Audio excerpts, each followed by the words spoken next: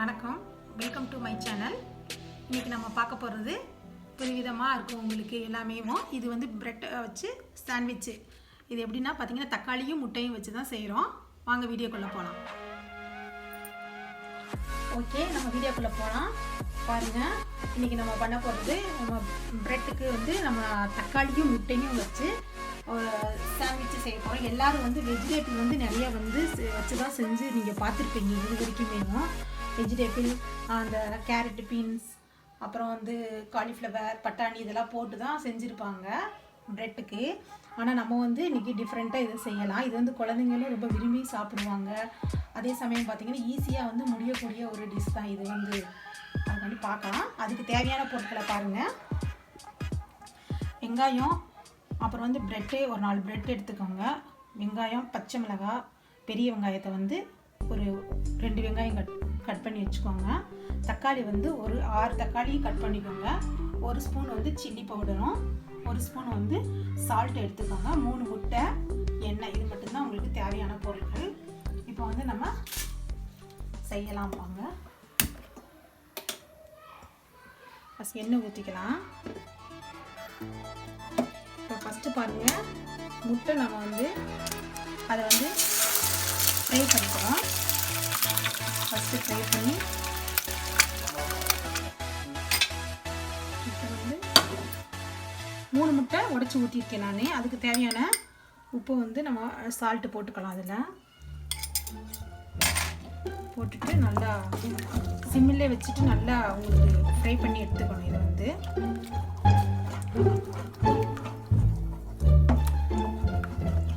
First கொஞ்ச நேரம் சிம்மில் வச்சுக்கோங்க.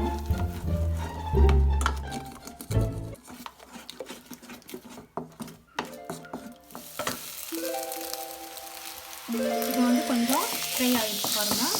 அதே கொஞ்சம் சிம்மில் வச்சு கிண்டணும். இதெல்லாம் வந்து உங்களுக்கு அவசரத்துக்கு டக்குன்னு செஞ்சிடலாம். அதனால தான் உங்களுக்கு இந்த மாதிரி ஐட்டம்லாம் சொல்கிறது. இப்போ வந்து பொட்டேட்டோ இதெல்லாம் வச்சோம்னா வேக வைக்கணும் எப்படியும். அதெல்லாம் கொஞ்சம் நேரம் ஆகும்.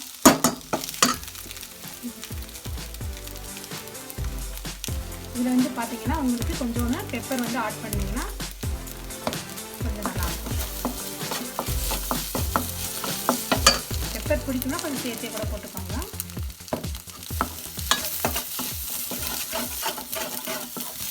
அவ்வளோதான். இதை வந்து தனியாக நம்ம ஒரு பவுலில், ஒரு சின்ன பவுலில் நம்ம எடுத்து வச்சுக்கலாம். ஒரு சின்ன பவுலில் நம்ம மாற்றி வச்சுக்கிட்டோம். நல்லா ஃப்ரை பண்ணி அடுத்து அதே கடாயில் கொஞ்சம் ஆயில் போட்டுட்டு நம்ம கட் பண்ணி வச்சுக்கிற அந்த ஆனியன்லாம் அதில் போட்டு நல்லா ஃப்ரை பண்ணிக்கணும். நல்லாவே வச்சுக்கோங்க. வேணுன்னா கொஞ்சம் ஆயில் கூட சேர்த்து விட்டுக்கலாம். நல்லா ப்ரௌன் கலரில் வர்ற மாதிரி. கொஞ்சம் உப்பு போட்டிங்கன்னா அரை ஸ்பூன் போடுங்க. உப்பு போட்டிங்கன்னா கொஞ்சம் வந்து ஆனியன் வந்து குயிக்காக உங்களுக்கு ஃப்ரை ஆகிடும். அதுக்காக தான்.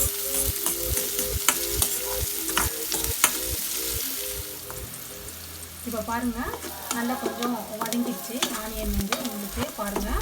அடுத்து வந்து நம்ம கொஞ்சம் ஃபுல்லாக வச்சுட்டு நம்ம டொமேட்டோ கட் பண்ணி வச்சுருக்கோம் பார்த்தீங்களா, அது எல்லாத்தையும் நம்ம போட்டுட்டு ஃபுல்லாக போட்டுடலாம். போட்டுட்டு இப்போ நம்ம ஃபுல்லாக போட்டாச்சு. போட்டுட்டு திரும்ப சால்ட்டு கொஞ்சம் அந்த வச்சுருக்கிற 1 ஸ்பூன் ஃபுல்லாகவே இப்போ நம்ம போட்டுருவோம். 1 ஸ்பூன் ஃபுல்லாக போட்டுட்டு நல்லா அதில் நல்லா அமைக்க கிண்டிடணும். சீக்கிரமாக மசிஞ்சிடும் உங்களுக்கு. தக்காளி வந்து குழந்தைங்களுக்கு வந்து ரொம்ப நல்லது.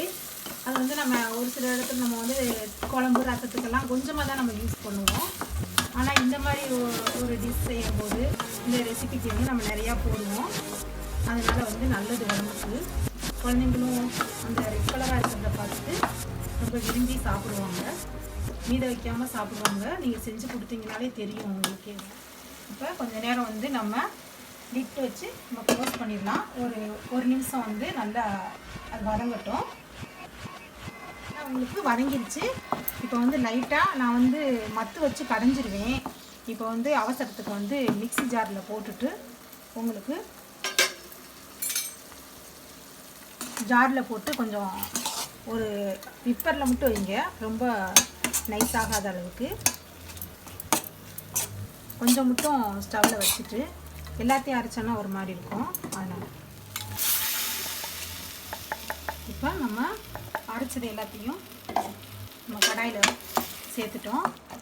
சேர்த்துட்டு இப்போ வந்து நம்ம காரத்துக்கு ஏற்றாப்புல நீங்கள் சில்லி பவுடர் போட்டுக்கோங்க. எதுக்குன்னா நம்ம வந்து பெப்பர் வேறு போட்டிருக்கோம் அந்த எக்கில், அது போக வந்து பச்சை மிளகாய் வேறு போட்டிருக்கோம். அதனால் குழந்தைங்க சாப்பிட்றதுனால கம்மியாகவே நீங்கள் சில்லி பவுடர் போட்டுக்கோங்க. அவ்வளோதான், பார்த்துக்கோங்க, முடிஞ்சிருச்சு இது. இப்போ அடுத்தாப்புல ஃபைனலாக நம்ம ஆல்ரெடி நம்ம ஃப்ரை பண்ணி வச்சுருக்கிற அந்த எக்கு ஃப்ரையை வந்து நம்ம இதோட ஆட் பண்ணிக்க போகிறோம்.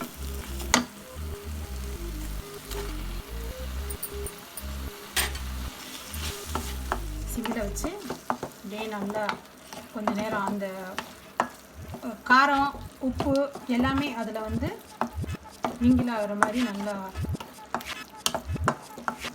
ஒரு 2-3 செகண்ட் வந்து நீங்கள் பண்ணிவிட்டு கொஞ்சம் தண்ணியாக இருக்கிறதுனால கொஞ்சம் நேரம் வந்து மூடி வச்சுருங்க.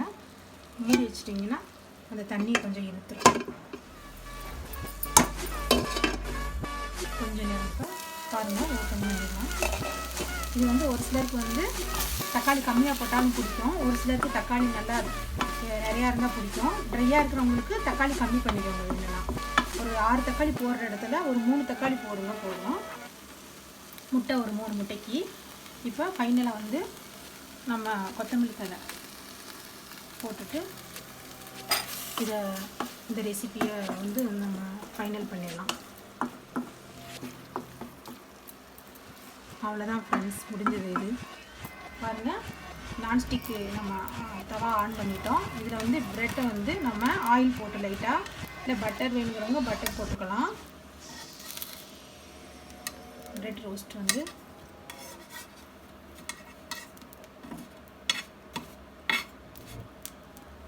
கொஞ்சம் நேரம் அப்படியே சிம்மில் வைக்கலாம். இப்போ பாருங்கள் ஃப்ரெண்ட்ஸ், எல்லாம் ரெடி பண்ணி வச்சாச்சு. இப்போ மயோ இது வந்து உங்களுக்கு பிடிச்சிருந்துச்சுன்னா இதை வந்து யூஸ் பண்ணிக்கலாம் நீங்கள். ஏன்னா குழந்தைங்க வந்து இப்போ லைக் பண்ணுவாங்க இதெல்லாம். நான் மயோ எடுத்துகிட்டு வந்திருக்கிறேன் நான்.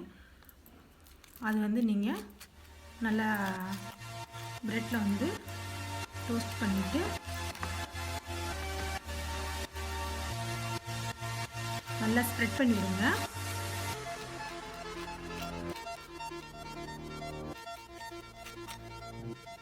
இப்போ வந்து எல்லா ப்ரெட்டுக்கும் வந்து ஸ்ப்ரெட் பண்ணியாச்சு.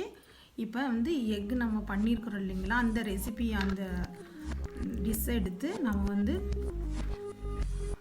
ப்ரெட்டு மேலே வந்து நம்ம வைக்கிறோம்.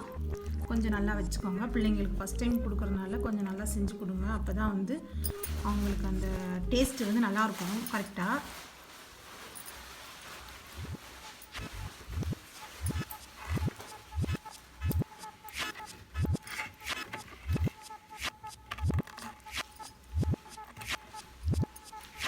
அவ்வளோதான் ஃப்ரெண்ட்ஸ், ஈஸி தான் இது. இப்போ பார்த்தீங்கன்னா நீங்கள் லைட்டாக பெப்பர் போட்டுக்கலாம். ஒரு சிலருக்கு லைக் பண்ணுவாங்க இல்லையா, அதனால் கொஞ்சம் பெப்பர் போட்டுட்டு கொத்தமல்லி தழை லைட்டாக போட்டுக்கோங்க. இப்போ ஆனியன் வந்து ஸ்லைஸ் வந்து கட் பண்ணி வச்சுக்கோங்க, நல்லாயிருக்கும், அது டேஸ்ட்டுக்கு நல்லாயிருக்கும். லைட்டாக வந்து லெமன் வந்து நீங்கள் ஒரு ரெண்டு சொட்டு மாதிரி நீங்கள் லைட்டாக புழிஞ்சுக்கலாம். அது விரும்புனா உங்களோட நீங்கள் லைக் பண்ணிங்கன்னா, இல்லைன்னா ஸ்கிப் பண்ணிடுங்க. அது வந்து நீங்கள் லைக் பண்ணால் மட்டும்தான். அவ்வளோதான் ஃப்ரெண்ட்ஸ், எப்படி சூப்பரான ஒரு சாண்ட்விச் நம்ம வந்து ரெடி பண்ணிட்டோம். எவ்வளோ அழகாக, பார்க்கவே நல்லா அழகாக இருக்கும், உங்களுக்கு சாப்பிடும் போல் இருக்கும். இது வந்து ரொம்ப ரொம்ப ஈஸியானது ஃப்ரெண்ட்ஸ். இப்போ ப்ரெட் வந்து ரெடி ஆகிடுச்சு பாருங்கள். இதில் வந்து உங்களுக்கு ஜூஸோடு சேர்த்து ப்ரெட்டையும் சாப்பிட்டுட்டு ஜூஸ் குடிக்கும்போது இன்னும் வந்து ரொம்ப டேஸ்டியாக இருக்கும். பசங்களும் ரொம்ப லைக் பண்ணுவாங்க இது வந்து. இப்போ பாருங்கள், இப்போ இந்த இது எவ்வளோ ஈஸியாக நம்ம செஞ்சு முடிச்சிட்டோம். அந்த ரெசிப்பியை உங்களுக்கு பார்க்குறதுக்கும் ஈஸியாக இருக்கும். உங்களுக்கு பார்த்தீங்கன்னா இது வந்து நாளைக்கே நீங்கள் ட்ரை பண்ணி பார்த்துட்டு உங்கள் ஃபேமிலியில் என்ஜாய் பண்ணுங்கள். அது போக உங்கள் ஃப்ரெண்ட்ஸுக்கும் ரிலேஷனுக்கும் லைக் பண்ணுங்கள், ஷேர் பண்ணுங்கள், கமெண்ட் பண்ணுங்கள். உங்களோட கமெண்ட்ஸ்க்காக நான் ரொம்ப வெயிட் பண்ணிகிட்டு இருப்பேன். நான் என்ன பண்ணுறீங்கன்னு சொல்லிட்டு அவளோட இது போக. ஓகே, நாளைக்கு வேறு ரெசிபியோடு நம்ம சந்திக்கலாம். நன்றி, வணக்கம்.